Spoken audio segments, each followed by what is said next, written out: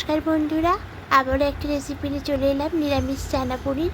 এইভাবে করে একবার বানিয়ে দেখবেন বন্ধুরা, কী যে মারাত্মক টেস্ট হয়, না খেলে বিশ্বাসই করতে পারবেন না, এতটা সুন্দর খেতে হয়।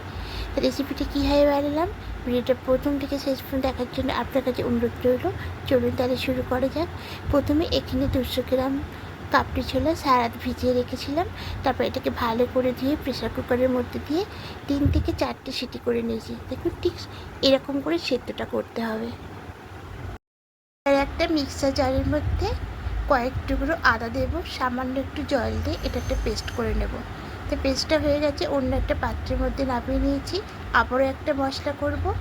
আবার এই মিক্সার জারের মধ্যে 1 মুঠো মতো নারকেল কুচি দেব, 2 চামচ চারমগজ দেব, কয়েক টুকরো কাজু বাদাম আর 2 চামচ মতো পোস্ত দেব। দিয়ে সামান্য একটু জল দিয়ে একটা পেস্ট করে নেব। এই পেস্টটা করা হয়ে গেছে। আর এখানে কিছু উপকরণ নিয়েছি: টমেটো পেস্ট, কাঁচা লঙ্কা পেস্ট, আদা রসুনের পেস্ট, আর এখানে পনিরটা টুকরো করে কেটে নিয়েছি, আর কিছুটা রেখেছি নারকেল কুচি। এবার কড়াইয়ের মধ্যে বেশ কিছুটা ঘি দেব। এবার ঘিয়ের মধ্যে প্রথমে নারকেল কুচিগুলো দিয়ে হালকা নাড়াচাড়া করে একটু ভেজে নেব। নারকেল কুচিটা ভাজা হয়ে গেছে, এবার এটা তুলে নেব। এবার এই কড়াইয়ে আরও কিছুটা সাদা তেল দেব, দিয়ে এবার পনিরের টুকরোগুলো দিয়ে এগুলোকে একটু নাড়াচাড়া করে ভেজে নেব। পনিরগুলো হালকা করে ভাজা হয়ে গেছে, এবার এগুলো সব তুলে নেব। আরও কিছুটা সাদা তেল দেব। এবার তেলের মধ্যে দেব গোটা জিরে, গোটা গরম মশলা, দারুচিনি, এলাচ, লবঙ্গ আর 2টো শুকনো লঙ্কা দেব, দিয়ে একটু নাড়াচাড়া করে ভেজে নেব। আর এখানে সব পেস্টগুলো দিয়ে দেব। প্রথমে দেব আদা পেস্ট, একটু নাড়াচাড়া করে নেব। এবার দেব কাঁচা লঙ্কা পেস্ট, এবার এটাও একটু নাড়াচাড়া করে নেব। আর দেব টমেটো পেস্ট। এবার সব পেস্টগুলো দিয়ে খুব ভালো করে একটু কষিয়ে নেব। ভালো করে কষিয়ে নিয়েছি। এবার এখানে কাশ্মীরি লঙ্কার গুঁড়ো দেব, দিয়ে একটু নাড়াচাড়া করে নেব। আর যেই মশলাটা পেস্ট করেছিলাম, এবার এই মশলাটা দিয়ে দেব, দিয়ে আবারও খুব ভালো করে একটু মিশিয়ে নেব। এবার স্বাদ মতো এখানে চিনিটা অ্যাড করব, দিয়ে সব কিছু আরও ভালো করে একটু নাড়াচাড়া করে নেব। ভালো করে মিশিয়ে নিয়েছি, এটা বেশি কষানোর দরকার নেই। এবার মিক্সার জারে অনেকটাই মশলা লেগে আছে, তাই মিক্সার জারটা ধুয়ে ওই জলটা কিনে দিয়ে দেবো, দিয়ে আবারও খুব ভালো করে মিশিয়ে নেব।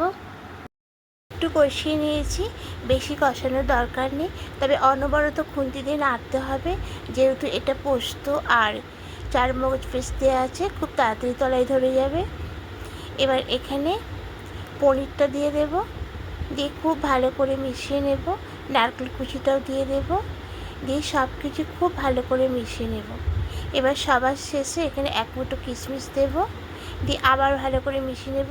এবার গ্যাসের আঁচটাকে একটু কমিয়ে দিয়ে ঢাকা দিয়ে কিছুক্ষণ রেখে দেব, আর মাঝে মাঝে একটু করে নেড়ে দেব। ঢাকাটা খুলে নিয়েছি, এবার একটুখানি নাড়াচাড়া করে নেব। হ্যাঁ, রান্নাটা একদম রেডি হয়ে গেছে। এর থেকে আর শুকনো করবো না, তাহলে নামানোর পরে এটা আরও বসে যাবে, যেহেতু চারমগজ পোস্ত দেওয়া আছে।